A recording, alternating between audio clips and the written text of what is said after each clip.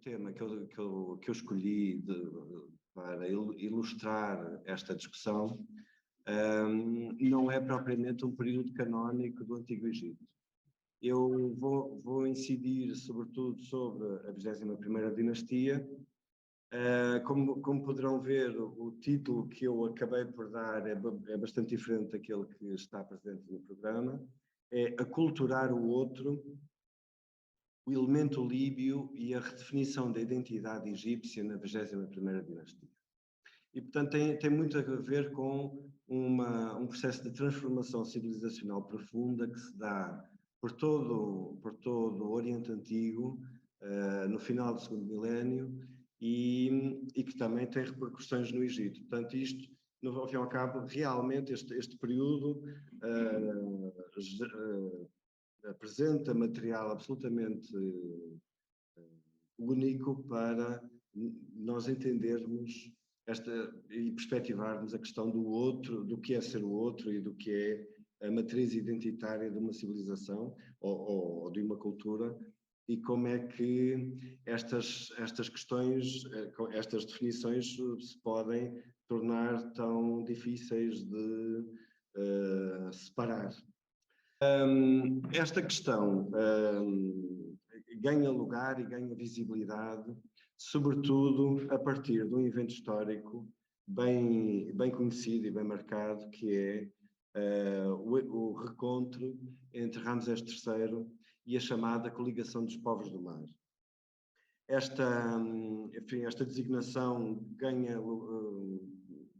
foi assinada por Emmanuel de Roger em 1855 e a partir daí tem vindo a ser utilizada, embora necessariamente corresponda a uma abstração, e este recontro de Ramsés III e os povos do mar é neste recontro que nós vemos pela primeira vez bem definido esta presença do chamado elemento líbio.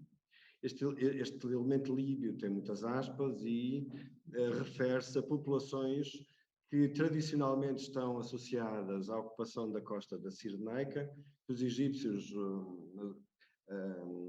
reportavam através de várias designações, a mais conhecida das quais é dos Mechoés, mas temos que entender esta vaga que começa a partir de agora a ter uma expressão muito significativa como uma expressão, não como expressão identitária, portanto não corresponde efetivamente a um povo como uma expressão identitária, corresponde a um fluxo que, na verdade, a única coisa que tem em comum é ser originário pela primeira vez do Ocidente.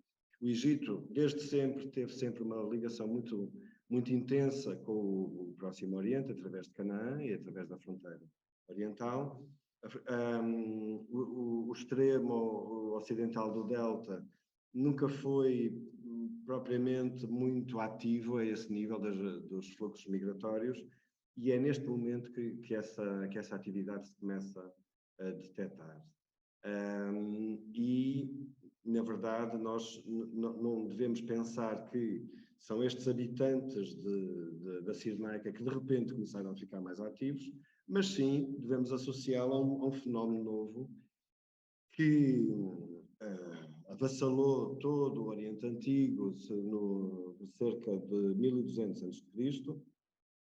e que é conhecido como as vagas indo-europeias que arrasaram completamente com as civilizações do Bronze. Entraram no Mediterrâneo através da Grécia, continuaram esta devastação através da Anatólia e corredor siro-palestinense, e, em boa verdade, foi no Egito que este movimento encontrou a resistência. De facto, Ramsés III encabeça o o único movimento de resistência que efetivamente consegue reter este avanço.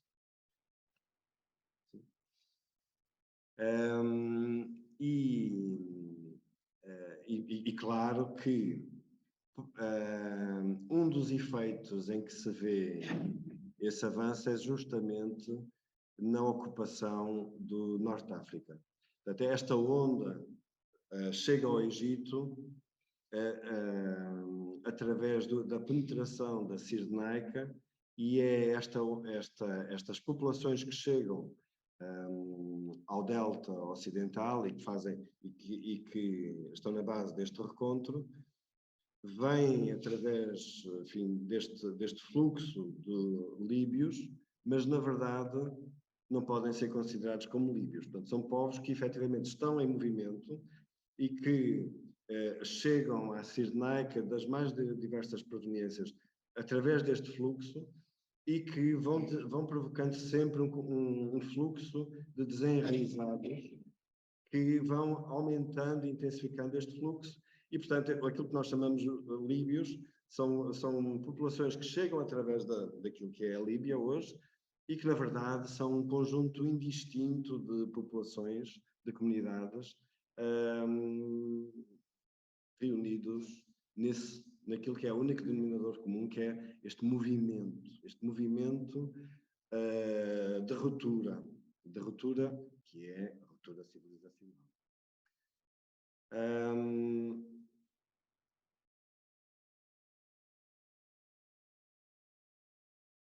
É verdade que Ramsés III ganhou a batalha e conseguiu estancar o avanço dos líbios, mas a verdade é que quem ganhou a guerra a longo prazo foram os tais elementos líbios. E esta vitória acabou por se fazer não de forma oficiosa, mas de forma efetiva. De facto, a partir do reinado de Ramsés III e até ao final do Império Novo, o que nós vemos é uma penetração permanente, contínua, destes elementos populacionais, destas comunidades, que vão continuando a entrar e instalar-se no Delta, sobretudo no Delta Ocidental, que é um território tradicionalmente pouco explorado, tinha-se mantido, mesmo do ponto de vista agrícola, muito selvagem, e que, aproveitando essa lacuna, eles vão entrando e vão se consolidando nessa área. Estas populações que têm um domínio tecnológico completamente novo, eles trazem consigo o armamento do ferro, e eles têm neste novo contexto uma vantagem evidente. E é através dessa vantagem, do domínio da tecnologia do ferro, que eles conseguem ascender socialmente, sobretudo no exército. E, portanto, a partir daí e até ao final do Império Novo, os mercenários, estes mercenários de origem líbia, mais uma vez, entre aspas, podemos dizer, são mercenários que utilizam o armamento de ferro, é melhor dizendo, integram-se no exército egípcio e têm uma posição dominante, de tal forma que atingem, finalmente, posições estratégicas do exército, em primeiro lugar. Todos eles vão ocupar as lideranças do exército e acabam por irradiar a sua influência também ao nível da administração. Quem são estes líbios, então? Como eu já disse, é impossível atribuir uma unidade cultural a um fenómeno que não o tem, mas há um conjunto de aspectos comuns. Estas comunidades são iletradas, têm um padrão nomádico ou semi-nomádico e não têm qualquer tradição de construção. Estes três fatores, eu diria até mais, do ponto de vista arqueológico, é difícil identificar aspectos identitários ao nível da cultura material. Chega a esse ponto, não é? Sobretudo no Egito, não existem elementos nem critérios para permitir identificar aspectos identitários da cultura material destas comunidades líbicas. E uma das razões para que isso aconteça é a intensa aculturação que se verifica desde o início. Estas populações, quando chegam, adotam nomes egípcios, adotam os costumes funerários egípcios e adotam a cultura religiosa egípcia, de tal forma que eles passam completamente invisíveis no que toca à cultura material. Portanto, não há vestígios de uma cultura material que se possa classificar líbica. No entanto, a partir do momento em que chegam às posições de poder-se-ia pensar que esta aculturação foi total. No entanto, a partir do momento em que chegam às posições de poder, e muitas gerações depois da sua presença no Egito, começamos a ver surgir nomes que nós classificamos de origem líbica pela primeira vez. São aqueles nomes que soam estranhos, não é? No seio das dinastias autóctones, Ozorkon, Taklot, Sheshonq, Mazaharta, são nomes indiscutivelmente de origem líbica. E estes nomes aparecem já em plena 21ª dinastia, no fim da 21ª dinastia ou 22ª dinastia mesmo. O que nos coloca aqui perante um fenómeno cultural do enorme interesse, porque percebemos que as questões identitárias destas comunidades não foram relegadas para o segundo plano e não foram esquecidas. Estiveram ali um pouco dormentes. Ora, a questão essencial aqui, quando nós pensamos que influência é que estes elementos tiveram na tradição egípcia, é um momento de viragem que os egípcios designaram de a repetição do nascimento. A repetição do nascimento é um fenómeno de renovação cultural que se verificou no final do período ramséssida, no final da 20ª dinastia, que se seguiu a uma grave crise política e durante a qual os egípcios procuraram recriar as bases da sua civilização para se reencontrarem.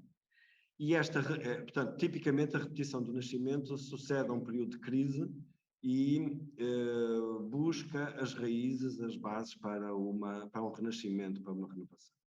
E é aqui que nós encontramos, de forma insuspeita, as marcas da influência líbica. Se há algum momento em que a influência líbica se fez sentir esmagadoramente, foi exatamente neste processo de renovação que vemos neste curto período que não dura mais do que 10 anos.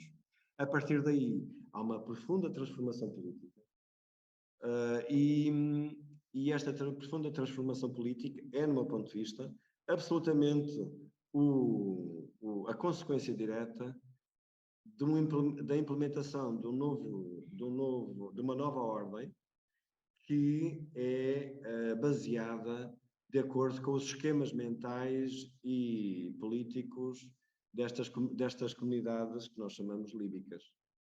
Ora, a primeira questão. Há uma grave crise económica. Esta grave crise económica tem a ver com as consequências que as migrações dos povos do mar tiveram por todo o Médio Oriente. Houve uma destruição completa das sociedades e das economias com as quais o Egito se articulava, se relacionava. O Egito perdeu a Núbia também. O facto de sobreviver sozinho não é propriamente uma sobrevivência. Isto acarreta sempre uma perda geral daquilo que são as redes económicas que se tinham. Portanto, e esse colapso económico vai gerar também um colapso administrativo que se vai agudizar ao longo de todo o fim do período ramséssida. A solução que se encontra com o fim do Império Novo e o início da 21ª dinastia, e essa solução é esboçada na repetição dos nascimentos, é dividir. Primeiro, dividir o território e por outro lado, concentrar poderes. O Egito volta a dividir-se.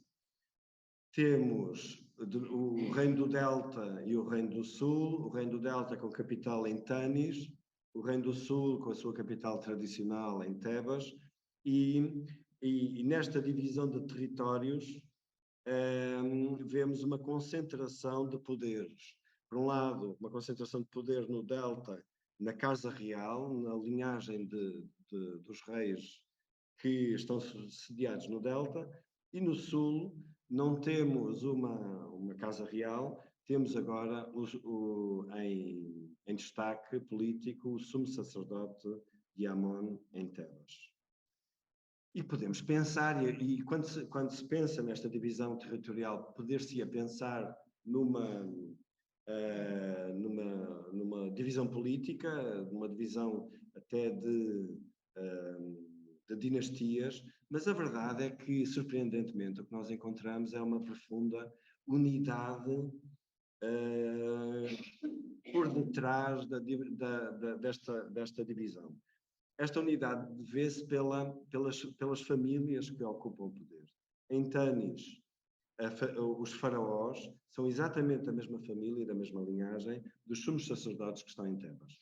Só para dar um exemplo, Susenes I, o faraó mais destacado da 21ª dinastia Tanita, é filho de Pinedjem I, que é o sumo sacerdote de Tebas, e é irmão do sumo sacerdote de Tebas que se seguirá. Portanto, na prática é a mesma família que detém o poder numa posição e na outra, em Tebas e em Tanis, e há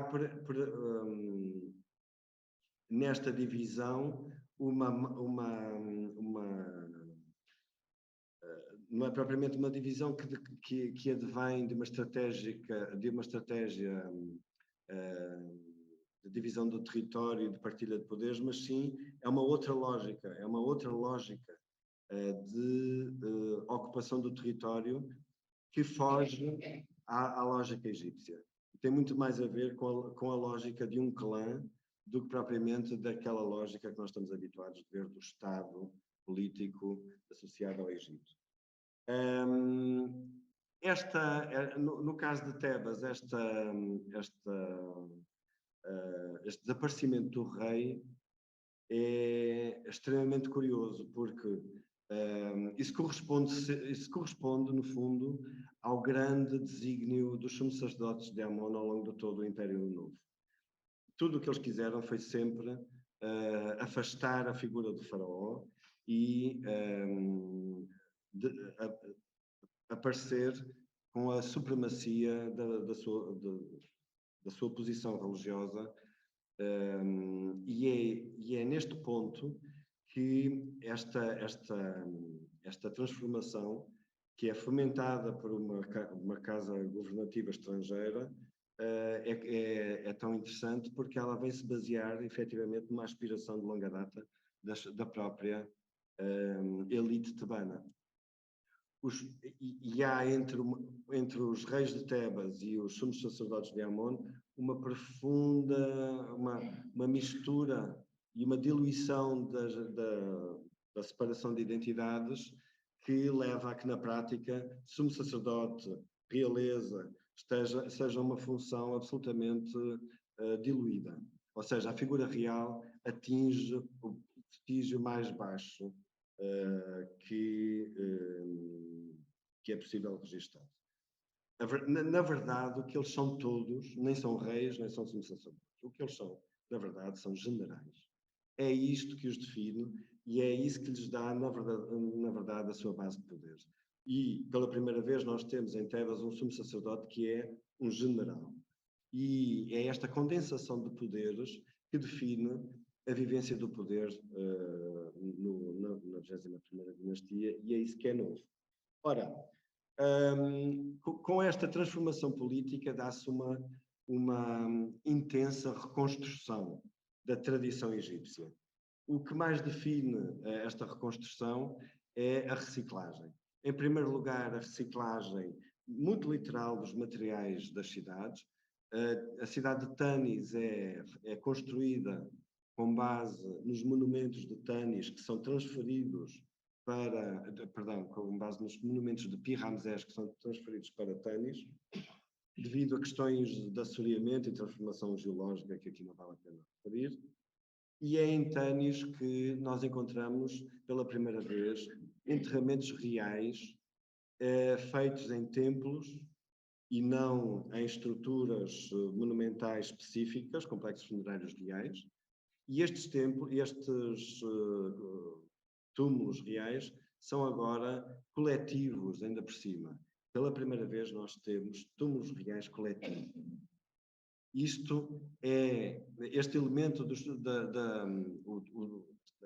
elemento é talvez o traço mais distintivo da cultura material introduzida por estas comunidades. Portanto, é a marca da coletividade, e os túmulos reais de Tanis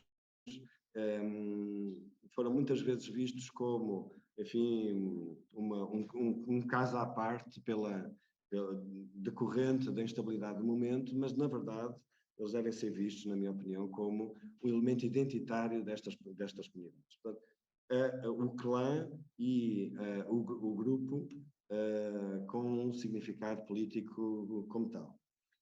E é aqui, nestes túmulos de Tanis, que nós encontramos, pasme-se, não é? Nós encontramos vestígios de enterramentos reais do Império Novo.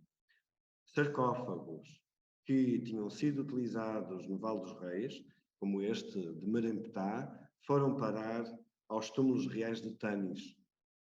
E isso faz-se, na minha opinião, pelo valor de consagração que estes objetos trazem consigo. Eles trazem um objeto como este, o sarcófago de Meremptah, tirado de Vale dos Reis, traz com ele o Vale dos Reis, que agora não é utilizado como necrópole real.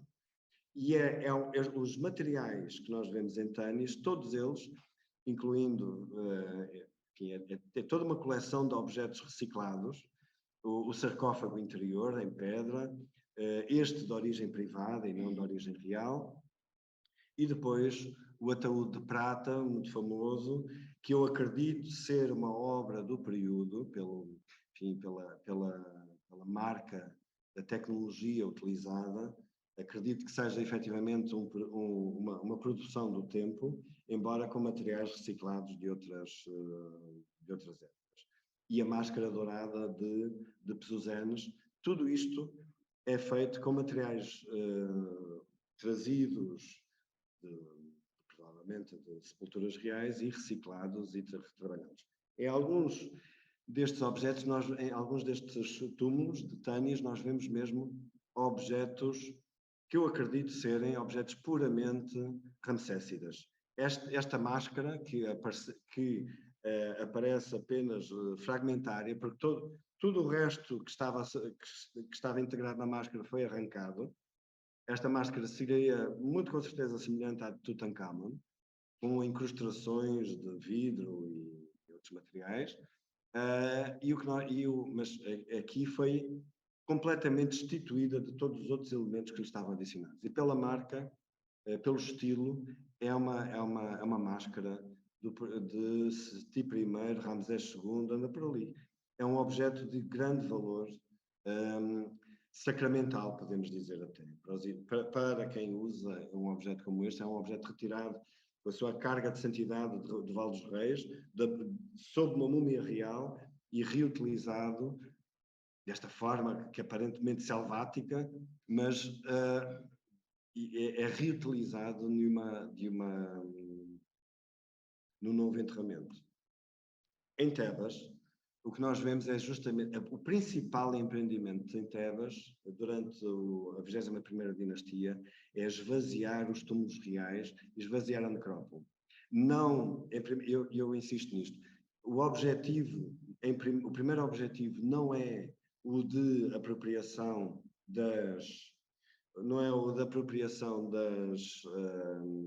das riquezas em si. O primeiro objetivo é o de estabilização da região. a concentração de riqueza que existe neste território é tão grande que sistematicamente originou tensões políticas de enorme gravidade e que os sumos pontífices em Tebas procuraram resolver, retirando de lá toda e qualquer fonte potenciadora desses conflitos. E, claro, nesse processo, utilizaram politicamente estes materiais, politicamente e economicamente, e foi uma extraordinária reserva, absolutamente extraordinária, que, em parte, explica muito da capacidade de resiliência do Egito face à destruição geral que aconteceu simultaneamente, e está na base literalmente, da sua reinvenção. Marcas dessa reciclagem vêm-se por todo lado. O sumo pontífice Pinagem I é o primeiro a ter um ataúde que se descobriu ter pertencido a Tutmés I, um faraó mítico para a história egípcia. Mas este fenómeno está longe de ter sido reservado aos reis e apresenta-se apresenta-se generalizado. A reciclagem de materiais é generalizada e ao longo de toda a 21ª dinastia. Para citar apenas um exemplo, um ataúde da Sociedade de Geografia de Lisboa é um ataúde feito para uma mulher. O tampo apresenta todas as características de ter sido feito ou pintado na segunda metade da 21ª dinastia, e quando olhamos para a arca, não vemos uma mulher, vemos um homem e vemos todo um estilo que se apresenta com características da datação do início da 21ª dinastia. Ou seja, houve aqui um reaproveitamento de um objeto anterior. Outra evidência nós encontramos aqui também da Sociedade de Geografia de Lisboa, um objeto que tinha pertencido a uma outra sacerdotisa, e o nome da segunda sacerdotisa é reescrito sobre o nome da primeira. E há uma quantidade enorme de ataúdes anónimos. A esse nível é espantosa a quantidade de ataúdes anónimos que existem, mesmo quando são ataúdes de grande qualidade, como aqueles que nós estamos aqui a ver. Neste momento, na 21ª dinastia, acontece algo único, que é isso que eu estudo, ao fim e ao cabo, que é a explosão de trabalho pictórico que se concentra nestes materiais. Os ataúdes, pela primeira vez, são usados como o suporte de eleição para a fixação da tradição religiosa do Egito. E eu vejo muitas vezes estes objetos como uma autêntica Arca de Noé da tradição egípcia. É aqui que essa tradição se fixa e se preserva no momento em que os vetores fundamentais para a fixação da tradição egípcia já não se tomam como adquiridos. O sítio de eleição neste momento é Deir el-Bahri, e os túmulos neste momento são, também à semelhança daquilo que encontrávamos em Tanis, são túmulos coletivos. Tanto no plano dos sumos pontífices como também nos sacerdotes. O que nós encontramos são túmulos coletivos e há uma gestão comunitária destes túmulos, uma gestão que tudo no que tem a ver com a necrópole envolve uma gestão comunitária e corporativa, quer dos túmulos, quer dos bens. O que, no meu entender, está na base do desenvolvimento de uma identidade corporativa dos sacerdotes de Amon.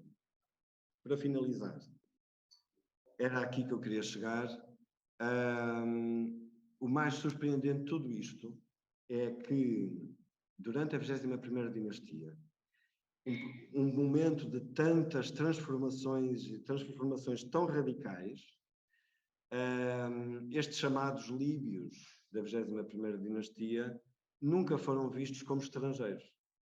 Isto para aqui que eu acho que é preciso sublinhar muito. Nunca houve um momento em que esta presença fosse vivida como o outro ou estrangeiro. E isto é porque isto é tanto mais surpreendente quanto os líbios, na verdade, estas comunidades, mais uma vez, não existe um povo como tal, líbios, estas comunidades egipcianizaram-se profundamente. E o mais surpreendente é que, ao se egipcianizarem profundamente, elas não perderam as suas bases essenciais, sobretudo no plano político, não se diluíram, não diluíram essas bases essenciais e impuseram essa matriz no momento em que tiveram a oportunidade para o fazer. E fizeram-no regionalizando o território, tornando mais pequeno, mais condensado, abolindo completamente as hierarquias faraónicas, tornando a figura do chefe militar, o general, a única figura real e, a partir daí, criar uma ideologia de clã, uma ideologia que nós vemos manifestar-se no plano concreto da cultura material como uma ideologia corporativa, onde a coletividade tem um papel, pela primeira vez, tem um papel absolutamente dominante. E é neste ponto que eu acho que este fenómeno da história egípcia se revela muito interpelador para nós, e para o debate que aqui fazemos, é como é que eu e o outro se definem e como é que os fenómenos de aculturação se fazem com matizes tão subtis e como é que, depois de uma aculturação tão intensa, na verdade, a matriz essencial sobretudo ao nível da relação de poder, se torna tão dominante e capaz de mudar completamente um Estado milenar em que a tradição política é absolutamente esmagadora. E como é que, ao fazê-lo, o Egito consegue conquistar uma posição entre as civilizações do ferro, coisa que mais nenhuma civilização do bronze conseguiu. E é isso que é absolutamente extraordinário descobrir neste período. Obrigado. Acho que